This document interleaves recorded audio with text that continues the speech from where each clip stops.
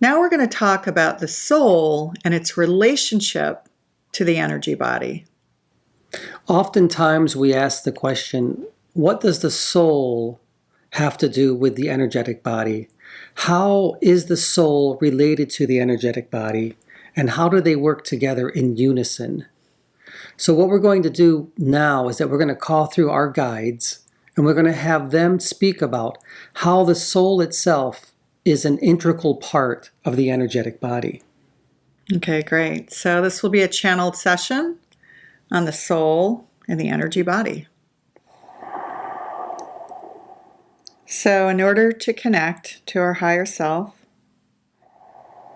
in order to connect to our guides, we have to slow everything down. So what Anthony does in this process, he goes into an ujjayi breath, also sometimes referred to as the ocean breath. And this is often used by yogis, and it just slows the entire body down, the energy body down, the conscious body down. A connection has been made. Always an honor and privilege to be in your presence, Gaia. Thank you for receiving us. We understand why we are here. Yes, we are talking about the soul and its relationship to the energy body. The soul and its relationship to the energy body. Okay, let's speak about that a little bit. First of all, the soul itself is infinite. There is no beginning, there is no end. It is a part of source energy. It is source energy. Do you understand? Do you understand? The energetic body itself is not really infinite. It is a part of something different. When the soul decides to separate from the energetic body, it goes back to source. But we'll speak about where the energetic body goes. So let's talk about slowly or what the relationship is. Well, the soul itself is an infinite amount of frequencies. When it attaches to the energetic body, it not only goes over it, but it goes through it, around it, in it. It becomes part of it.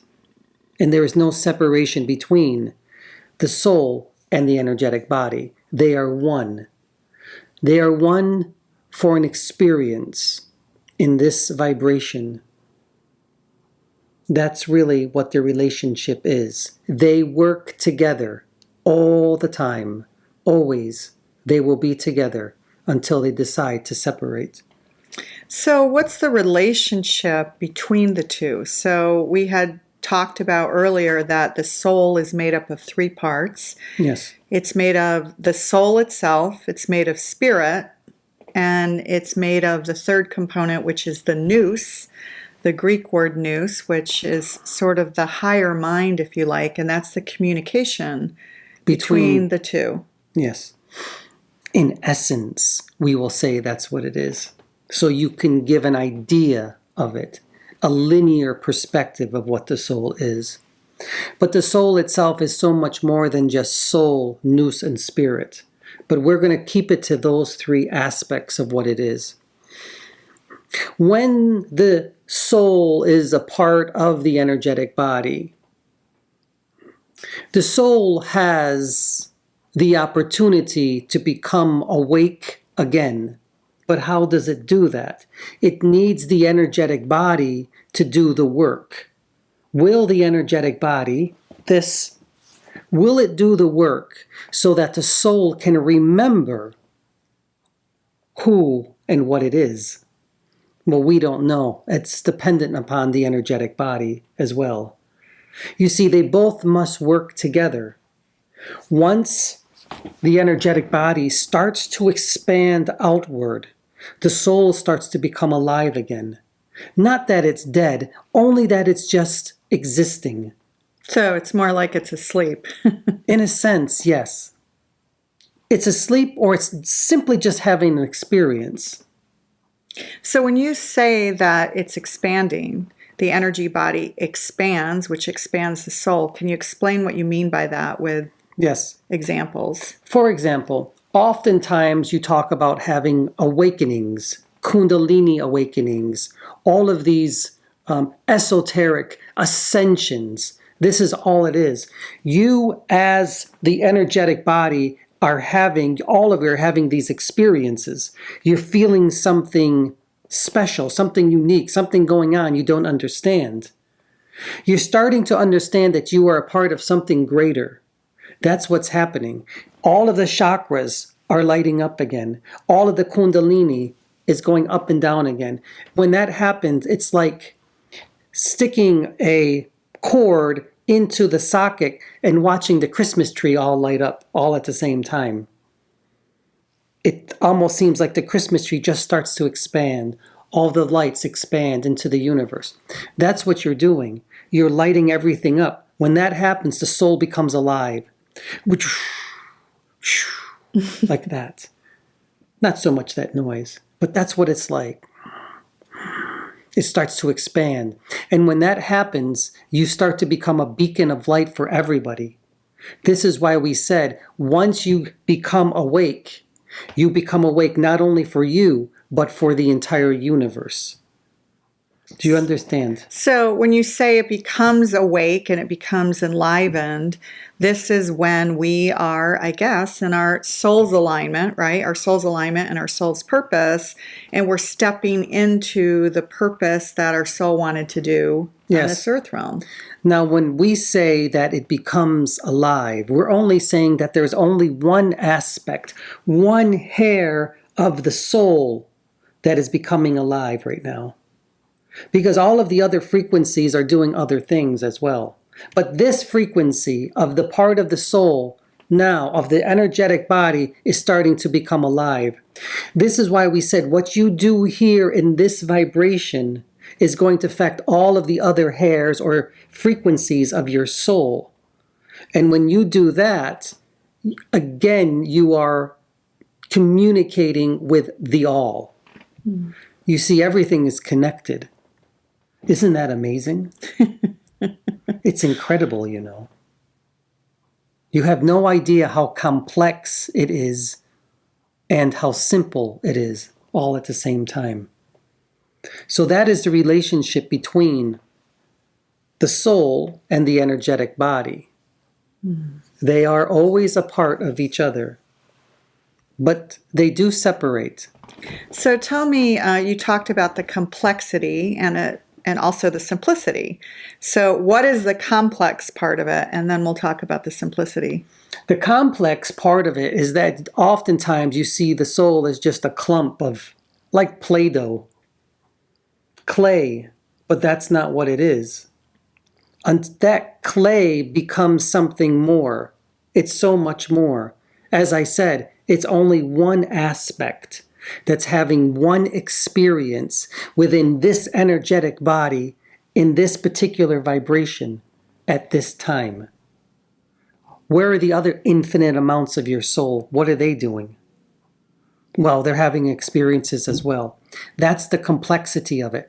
That is the quantum aspect, the multi-dimensional you that exists.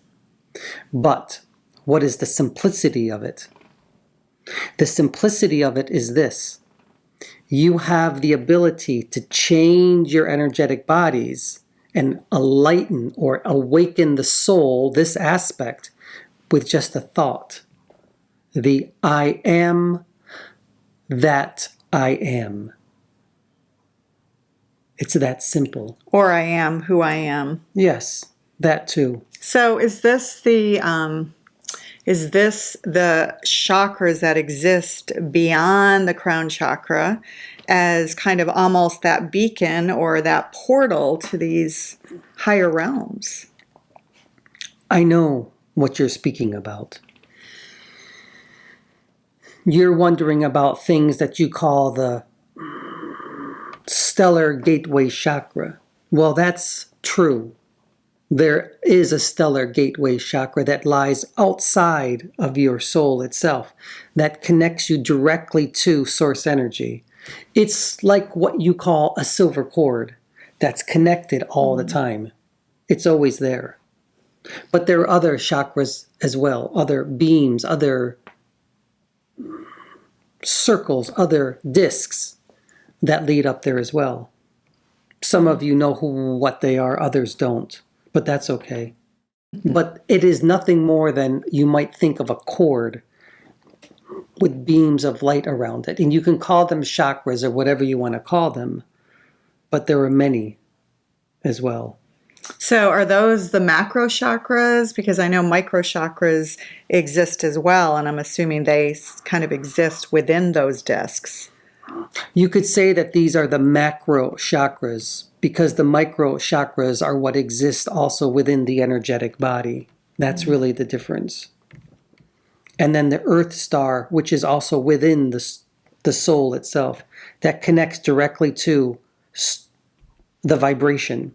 So although you call it earth star, it's really not earth star. It is just a planet star, a vibrational part of who you are. It's connecting you to a vibration. And this vibration happens to be earth. So it's more like an earth vibration Yes, it's chakra. That's all it is. It's an earth vibration chakra that has frequencies that connects you here to this vibration. I use it a lot, right? When I'm connecting and I'm Yes. becoming tethered and rooted, or if I'm trying to help Anthony ground. It's a great way to see yourself as being grounded into the Gaia, into the earth, into this vibration. It's very powerful if you practice it.